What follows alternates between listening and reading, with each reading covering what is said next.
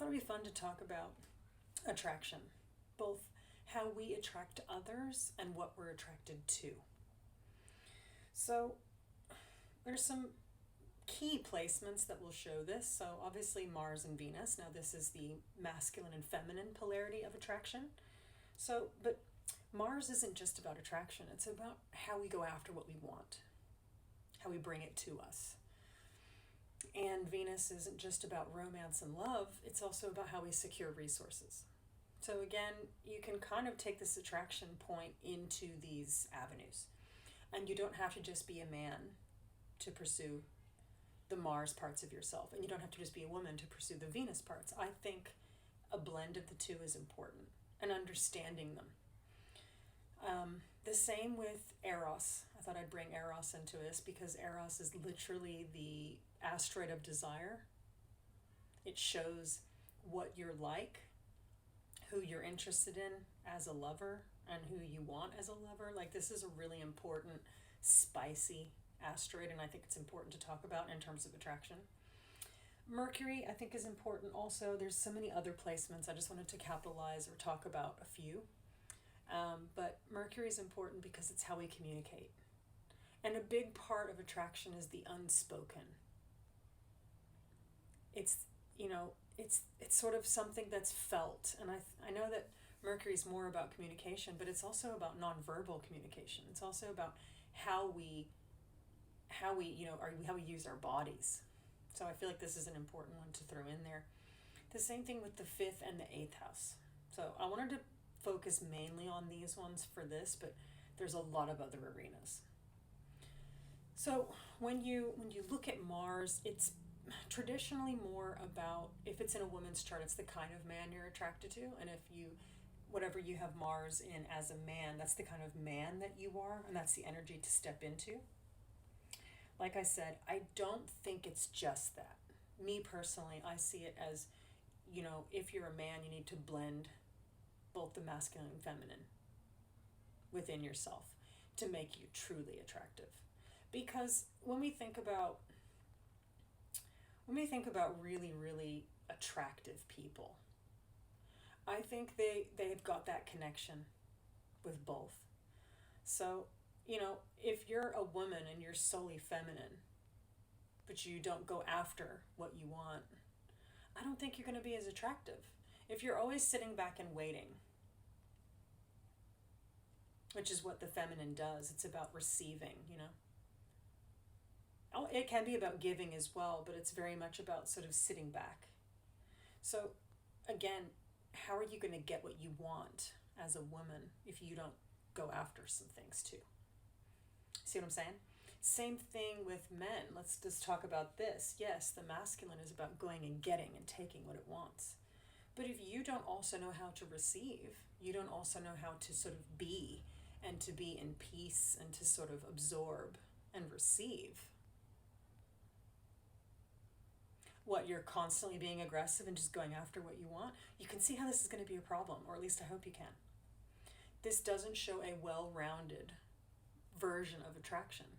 You're leaving parts out. And so it's important, I think, to understand both the Mars and the Venus in your chart, what house it's in, what aspects play to it, and what sign influences it, so that you can step into this energy and become your most attractive. Same thing with Eros.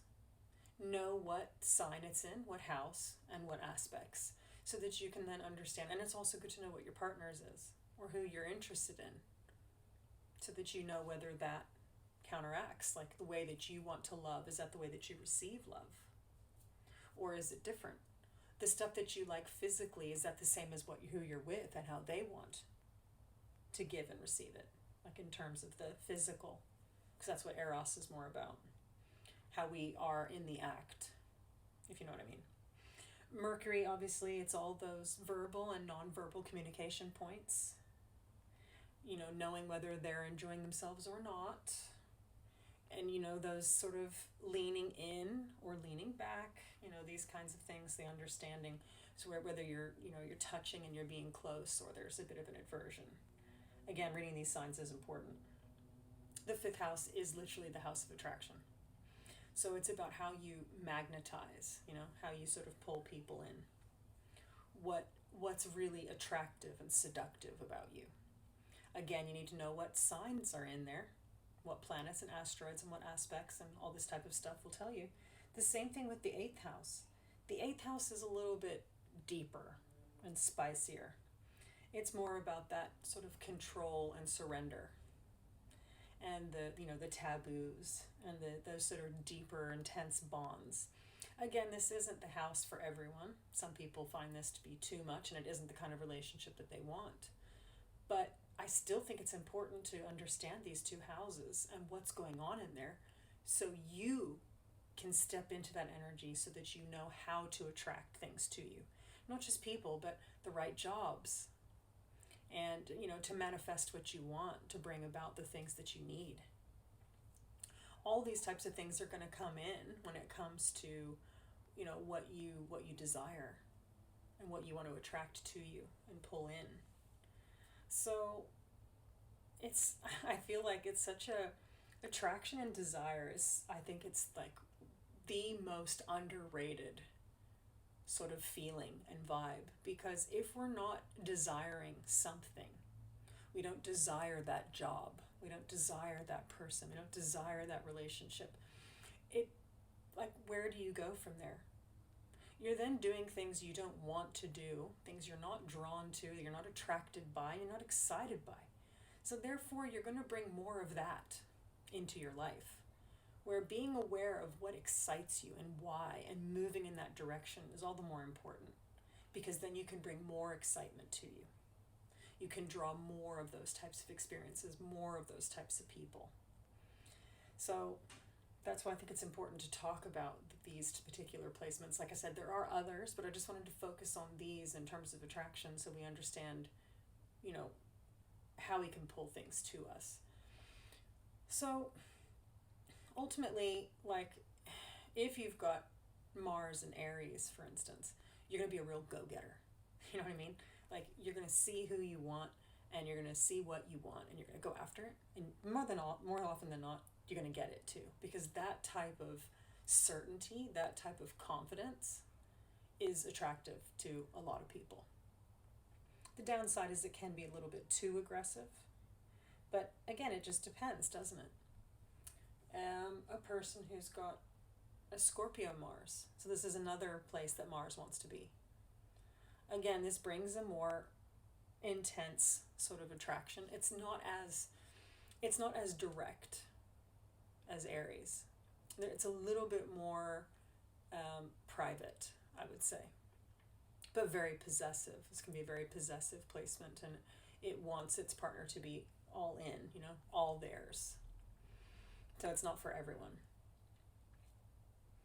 And, obviously Eros in different places is going to show these things too. So a person who has Eros in Libra, for instance, is going to be somebody who's very interested in the aesthetics. Somebody who wants all of the fittings and the trappings of romance. And that's what they're going to be excited by. So, again, somebody who's not into that is probably not going to work too well with an Eros Libra. And that's why it's important to know these things so you can figure out what types of things you're attracted to. But I think that's a pretty good explanation of attraction for now. I do have readings available for this, as well as there's a membership at Gumroad. So every one of my places that I do anything is called Lemuria Insights. So Gumroad, it will just go through the readings that I do, and if this is something you want me to go into in terms of you and the types of things that you want to attract and why, you can always set that up there. But yeah, lots of things are coming. I got the membership, I've got the subscription at TikTok, and I've got a whole bunch of plans. So yeah, I hope that was fun and enjoyable, and I'll see you next time.